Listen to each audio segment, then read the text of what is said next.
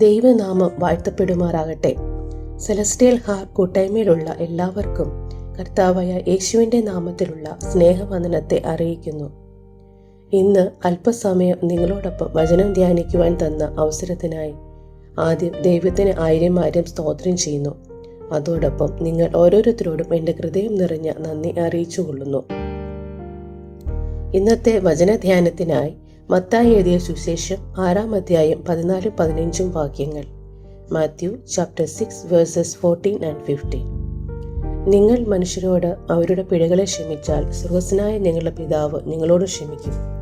നിങ്ങൾ മനുഷ്യരോട് പിഴകളെ ക്ഷമിക്കാഞ്ഞാലോ നിങ്ങളുടെ പിതാവ് നിങ്ങളുടെ പിഴകളെയും ക്ഷമിക്കുകയില്ല. മത്തായി 6-ാം അധ്യായത്തിൽ പറയുന്നത് 5 കാര്യങ്ങളാണ്. 1. നമ്മൾ പ്രാർത്ഥിക്കേണ്ടത് എങ്ങനെയാണ്, നമ്മൾ മറ്റുള്ളവർക്ക് ദാനം ചെയ്യേണ്ടത് എങ്ങനെയാണ്, നമ്മൾ മറ്റുള്ളവരോട് ക്ഷമിക്കേണ്ടത് എങ്ങനെയാണ്, നമ്മൾ ഉപവസിക്കേണ്ടത് എങ്ങനെയാണ്, നമ്മുടെ നിക്ഷേപങ്ങളെ സ്വരൂപിക്കേണ്ടത് എവിടെയാണ് എന്നീ കാര്യങ്ങൾ ഇതിൽ പറഞ്ഞിരിക്കുന്നു. നമ്മുടെ പ്രാർത്ഥനയിൽ നമ്മൾ പറയുന്നുണ്ട്, ഞങ്ങളുടെ കടക്കാരോട് ഞങ്ങൾ ക്ഷമിച്ചിരിക്കുന്നത് പോലെ ഞങ്ങളുടെ കടങ്ങളെ ഞങ്ങളോട് ക്ഷമിക്കണമേ. നമ്മൾ പാട്ടുപാടും, ബൈബിൾ വായിക്കും, പ്രാർത്ഥിക്കും, വചനം പറയും. എന്നാൽ പലപ്പോഴും നമ്മൾക്ക് മറ്റുള്ളവരോട് ക്ഷമിക്കാൻ ഭയങ്കര ബുദ്ധിമുട്ടുള്ള കാര്യമാണ്. മറ്റുള്ളവരോട് ഒരു സോറി പറഞ്ഞാൽ അത് ഒരു കുറച്ചിൽ പോലെയാണ് പലപ്പോഴും നമ്മൾക്ക്. നമ്മുടെ ജീവിതത്തിലെ പല കാര്യങ്ങളും ഒരു സോറി പറഞ്ഞാൽ തീരാവുന്നതേ ഉള്ളൂ. മനസ്സലിവ്, ദയ, താഴ്മ, സൗമ്യത, ദീർഘക്ഷമ എന്നിവ ധരിച്ചുകൊണ്ട് അന്യോന്യം പോർക്കുകയും ഒരുവനോട് ഒരുവൻ വഴക്കുണ്ടായാൽ തമ്മിൽ ക്ഷമിക്കുകയും ചെയ്യുവിൻ.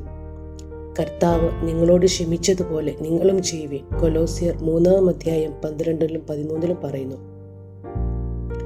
നിങ്ങളുടെ ശത്രുക്കളെ സ്നേഹിപ്പീൻ, നിങ്ങളെ ഉപദ്രവിക്കുന്നവർക്ക് വേണ്ടി പ്രാർത്ഥിപ്പീൻ. മത്തായി 5:34 പറയുന്നു. ഇതൊക്കെ നമ്മൾക്ക് സാധിക്കണമെങ്കിൽ ദൈവം നമ്മുടെ ഹൃദയത്തിൽ ജനിച്ചാൽ മാത്രമേ സാധ്യമാകുകയുള്ളൂ.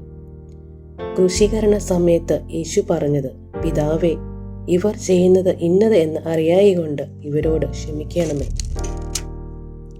പത്രോസ് കർത്താവിനോട് പറയുന്നുണ്ട്, കർത്താവെ, സഹോദരൻ എത്ര വട്ടം എന്നോട് പിഴച്ചാൽ ഞാൻ ക്ഷമിക്കണം? 7 വട്ടം മതിയോ എന്ന് ചോദിച്ചു. യേശു അവനോട് 7 വട്ടമല്ല 70 വട്ടം എന്ന് പറഞ്ഞു. ഗലാത്യർ 5:20 ജഡത്തിന്റെ പ്രവൃത്തികളെ കുറിച്ച് പറയുന്നുണ്ട്. ദുർനടപ്പ്, അശുദ്ധി, ദുഷ്കാമം, വിഗ്രഹാരാധന, ആഭിചാരം, പക, പിണക്കം, ജാരശങ്ക, ക്രോധം, ശാഠ്യം, ദ്വന്ദ്വപക്ഷം, ഭിന്നത, അസൂയ, മദ്യപാനം, വെറുക്കൂത്ത് മുതലായവയാണ് ആത്മാവിന്റെ ഫലമോ. 9 കാര്യങ്ങളാണ് ഗലാത്യർ 5:22 പറയുന്നത്. സ്നേഹം, സന്തോഷം, സമാധാനം, ദീർഘക്ഷമ, ദയ, പരോപകാരം, വിശ്വസ്തത, സൗമ്യത, ഇന്ദ്രിയജയം, ഈ വകയ്ക്ക് വിരോധമായി ഒരു നയപ്രമാണവും ഇല്ല.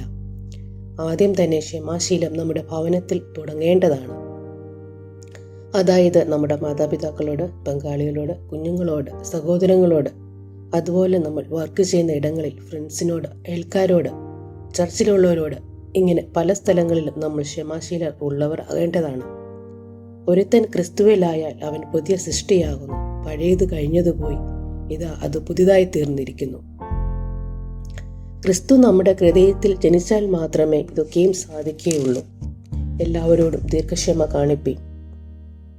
യേശുവിൻ്റെ രക്തം സകലവും പാപവും പോക്കി നമ്മെ ശുദ്ധീകരിക്കുന്നു. നമ്മുടെ പാവങ്ങളെ ഏറ്റുപറയുന്നുവെങ്കിൽ അവൻ നമ്മോട് പാവങ്ങളെ ക്ഷമിച്ച് സകല അനീതിയും പോക്കി നമ്മെ ശുദ്ധീകരിപ്പാൻ തക്കവണ്ണം വിശ്വസ്തനും നീതിമാനും ആകുന്നു. അതുകൊണ്ട് നമ്മൾ മനുഷ്യരോട് അവരുടെ പിഴകളെ ക്ഷമിച്ചാൽ മാത്രമേ സ്വർഗ്ഗസ്ഥനായ നമ്മുടെ പിതാവ് നമ്മളോടും ക്ഷമിക്കുകയുള്ളൂ. ഈ വചനങ്ങളാൽ ദൈവം നമ്മളെ ഏവരെയും അനുഗ്രഹിക്കുമാറാകട്ടെ.